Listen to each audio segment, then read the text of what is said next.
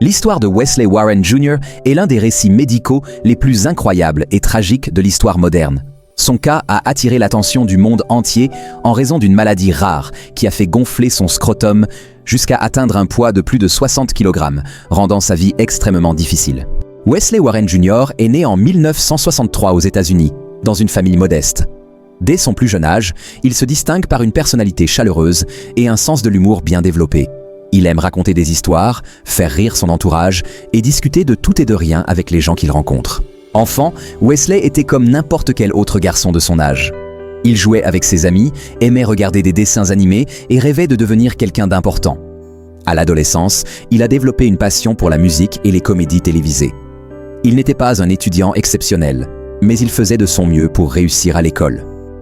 Ses amis se souviennent de lui comme d'un garçon drôle et bavard, toujours prêt à lancer une blague, même dans les moments les plus inattendus. En grandissant, Wesley a enchaîné plusieurs petits boulots.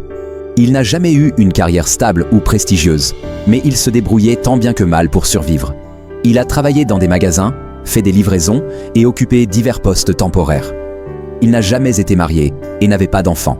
Sa vie sociale était simple, mais remplie d'échanges et de discussions avec les gens qu'il croisait.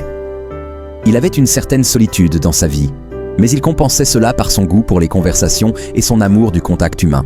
En 2008, alors qu'il avait 45 ans, Wesley a remarqué un problème étrange.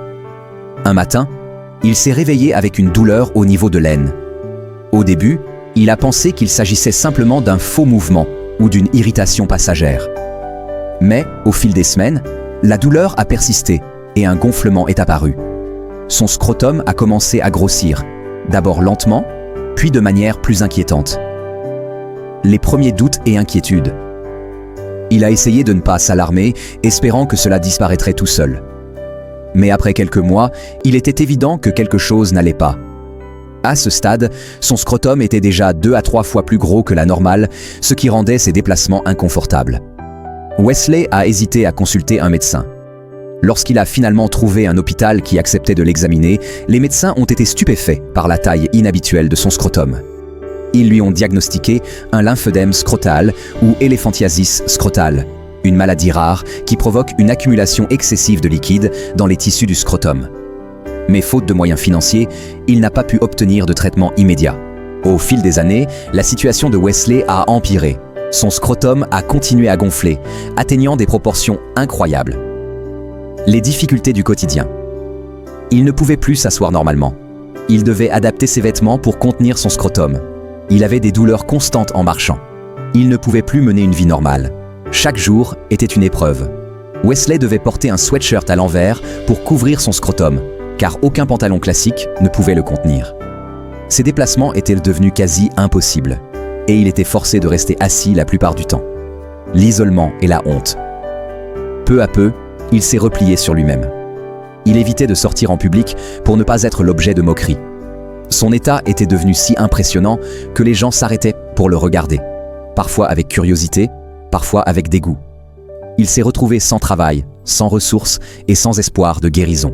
Wesley Warren Jr. savait qu'il ne pourrait jamais financer son opération par lui-même. Il a donc décidé de médiatiser son histoire. Les médias s'intéressent à lui. Il a été invité dans plusieurs émissions de télévision et a même participé à The Howard Stern Show, une célèbre émission de radio américaine.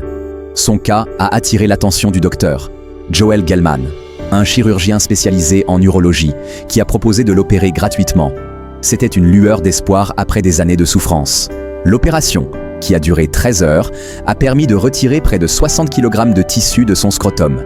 Les médecins ont dû reconstruire une partie de son anatomie, car ses testicules étaient enfouis sous des couches de tissu malade. À son réveil, Wesley a ressenti un soulagement immense. Il pouvait enfin voir son corps sans cette masse énorme qui l'handicapait. Avant que son scrotum ne commence à enfler de manière incontrôlable, Wesley menait une vie relativement normale, mais il n'était pas particulièrement connu pour avoir de nombreuses relations amoureuses.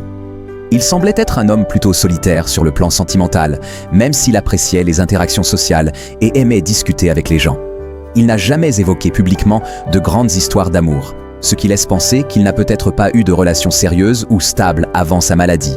Lorsque son scrotum a commencé à enfler, son quotidien est devenu un véritable cauchemar, et cela a eu un impact dévastateur sur sa vie amoureuse. Il ne se sentait plus désirable. L'énorme masse de son scrotum l'empêchait de vivre une relation intime normale. Il avait du mal à se déplacer, ce qui limitait ses rencontres. Il souffrait de douleurs constantes, rendant toute intimité impossible. Dans plusieurs interviews, Wesley a exprimé sa frustration et son mal-être face à cette situation.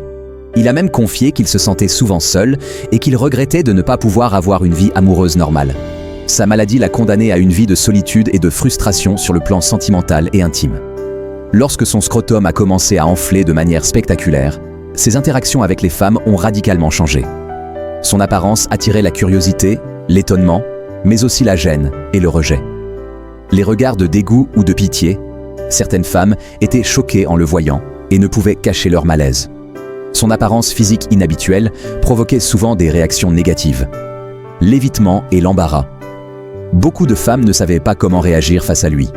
Certaines préféraient l'ignorer ou éviter d'engager la conversation. Les moqueries et humiliations. Comme il l'a confié dans certaines interviews, il lui arrivait d'être la cible de plaisanteries cruelles, certaines femmes le regardant avec un mélange de mépris et de moquerie. L'histoire de Wesley Warren Jr. est l'un des récits médicaux les plus incroyables de notre époque. Son combat a permis de sensibiliser le public à l'éléphantiasis scrotale et à la nécessité d'un meilleur accès aux soins médicaux. Bien qu'il ait souffert, son courage et sa résilience restent une source d'inspiration pour tous ceux qui l'ont connu ou entendu parler de lui. Aujourd'hui, son histoire continue d'être racontée comme un témoignage de la complexité des maladies rares et de la force incroyable de l'esprit humain face à l'adversité. Wesley a souffert pendant des années sans pouvoir se faire soigner en raison du coût élevé des soins aux États-Unis. Son histoire montre à quel point un accès limité aux soins peut aggraver une maladie et rendre une situation encore plus dramatique. Cela met en lumière la nécessité de systèmes de santé accessibles pour tous, notamment pour les personnes à faible revenu. De campagnes de sensibilisation pour encourager le dépistage précoce des maladies rares. Avant que son histoire ne devienne médiatique, peu de gens connaissaient l'éléphantiasis scrotale. Les maladies rares sont souvent méconnues, ce qui complique leur diagnostic et leur prise en charge. Informer le public et les médecins permet d'améliorer la détection de ces maladies. La sensibilisation peut encourager plus de recherche médicale pour trouver des traitements adaptés. Malheureusement, la victoire fut de courte durée. Bien qu'il ait survécu à l'opération, Wesley restait très affaibli. Son corps avait subi des années de souffrance et il n'a jamais retrouvé une santé optimale. En avril 2014, à seulement 49 ans, il est mort d'une crise cardiaque. Sans la médiatisation de son cas, Wesley n'aurait peut-être jamais pu se faire opérer. Son histoire montre comment les médias peuvent jouer un rôle clé en attirant l'attention sur les maladies rares. La solidarité et les dons peuvent changer la vie d'un malade en lui offrant un espoir de guérison.